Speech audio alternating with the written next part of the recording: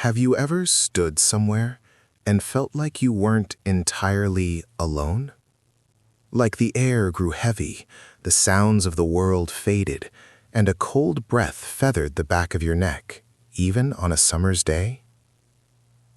What if I told you there are places, specific spots on this earth, where the veil between here and somewhere else is unnervingly thin? Tonight, we're talking about those thin places, and by the end of this story, you'll understand why some locations don't just feel wrong, they are wrong, and what happens when you spend too much time in them. This isn't just a ghost story, though it has its share of shadows. This is a journey into the heart of a phenomenon, an urban legend whispered in ancient lands, given a chilling modern twist. We'll follow a team through a night that started as an investigation and became a descent.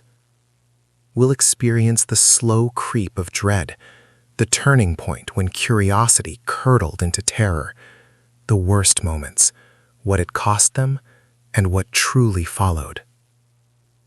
Consider this a late-night warning, a quiet suggestion to listen to that instinct when a place feels off. Our story begins in the autumn of 2017, in a small, forgotten patch of woodland nestled deep in the Welsh Marches. Not a grand, ancient forest, but a neglected copse, bordering a farmer's field and a winding, often flooded river.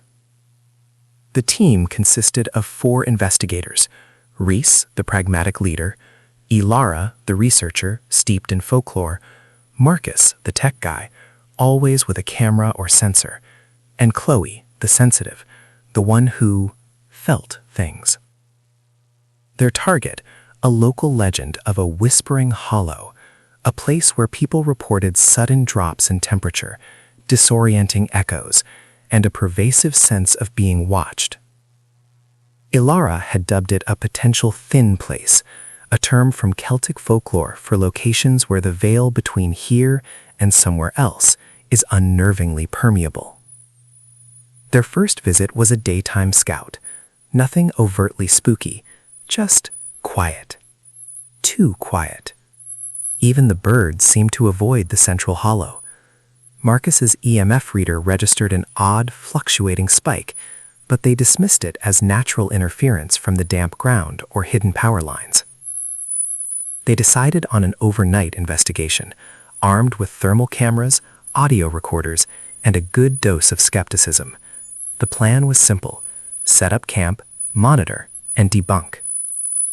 Night fell quickly, thick and damp. The air grew heavy, not just with moisture, but with something else.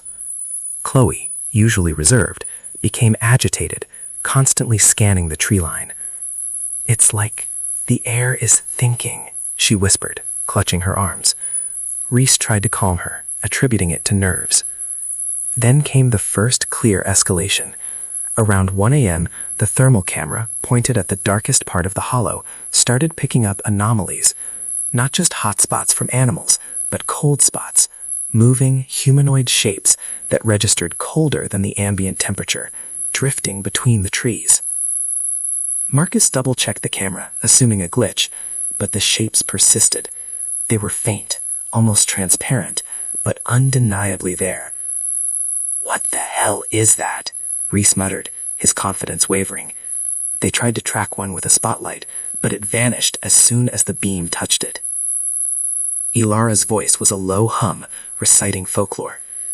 "They say in thin places, things that aren't quite here can manifest. Shadows, echoes, memories of what once was."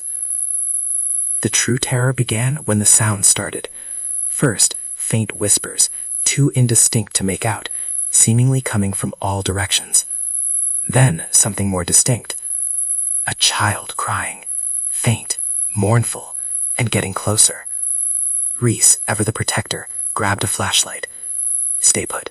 I'm going to check it out. Someone might be lost." "No." Chloe's voice was a ragged gasp. "It's not a child. It's a lure." Marcus, monitoring the audio recorders, pointed to a screen. "Listen to this." He played back a recording. Amidst the white noise, a low, guttural growl pulsed, overlaid with the child's cry. But the growl wasn't animalistic. It sounded ancient, and it was definitely in the hollow. That's when the air temperature in their immediate camp plummeted. Not a gradual drop, but a sudden, visceral cold that stole their breath. Frost began to form on their equipment. And then a branch snapped directly behind their tent. A sound too loud, too close for any animal. Reese spun around, flashlight beam shaking, but saw nothing, just the impenetrable darkness and the echoing silence that followed the snap. He swore he saw two pinpricks of light, red like embers, blink out in the blackness between two trees. What would you have done in that moment? Frozen or run? They packed up in a panic, abandoning some gear. They didn't run exactly, but they moved with a speed born of pure, primal fear. They didn't look back. In the aftermath, Marcus's equipment was corroded, even the parts that hadn't been exposed to the frost. The audio recordings were corrupted, save for that one snippet of the growl and the child's cry. Ilara researched. The specific hollow they visited had a history, long forgotten, of ancient burial mounds, later a site of mysterious disappearances, and a local superstition about a hungry earth. The team hasn't returned. And Reese, the pragmatist, now keeps an old, rusted iron horseshoe above his door.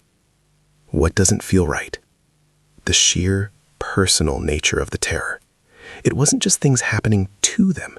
Chloe swore something was reaching for her, something that knew her name, even though she hadn't spoken it aloud. And those red pinpricks Reese saw? He swears they weren't eyes. They were more like vents, breathing. The thin places theory isn't just about geography or folklore. It's about permeability. What if some places don't just allow things through, but actively draw them? Or worse, create them. It makes you wonder, doesn't it, about that cold breath on your neck, that feeling of being watched. Have you ever been to a place that felt undeniably thin?